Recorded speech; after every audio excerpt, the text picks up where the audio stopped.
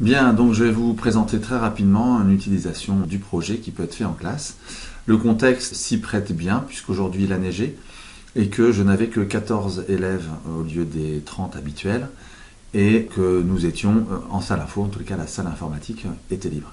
J'ai donc en fait proposé à mes élèves de faire des travaux de recherche, en particulier sur la prévention et la prévision des risques sismiques et volcaniques. Et pour ce faire, je leur ai proposé de travailler dans un projet. Donc ce projet, je l'ai créé en fait pendant le cours. Donc au sein du cours, j'ai créé le projet, je vous invite à regarder la vidéo qui montre comment faire.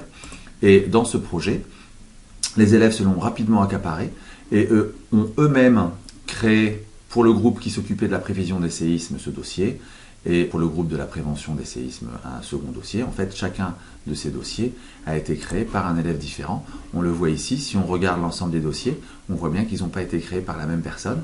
Et à l'intérieur de ces dossiers, en fait, les élèves ont tout simplement placé leurs travaux, que ce soit un travail ici de texte, ou que ce soit pour un autre ici, une vidéo qu'il a, je pense, encapsulée, voilà, dans une remarque, puisque je leur ai appris à faire ce genre de manipulation qui, au final, est relativement simple. Ils y ont aussi placé des liens. En gros, dans ce dossier, je vais avoir le résultat d'un travail de groupe que je vais même, pourquoi pas, pouvoir évaluer. Pas spécialement pour y mettre une note, mais en tous les cas pour les aider à faire mieux la prochaine fois.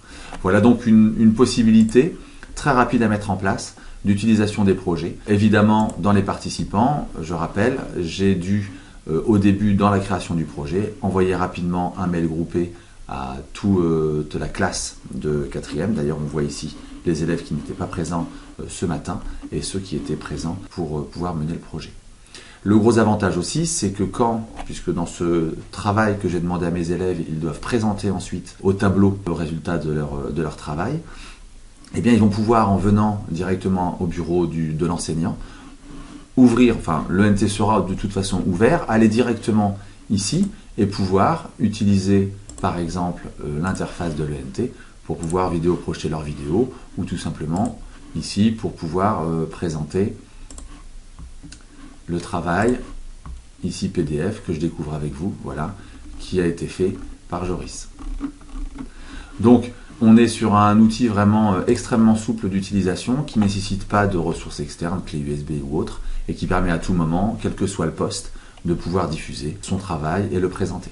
Ils vont avoir ici à continuer à travailler chez eux dessus, donc il y a une continuité pour pouvoir présenter leurs travaux la semaine prochaine, donc au reste de la classe qui n'a pas pu se déplacer à cause de la neige.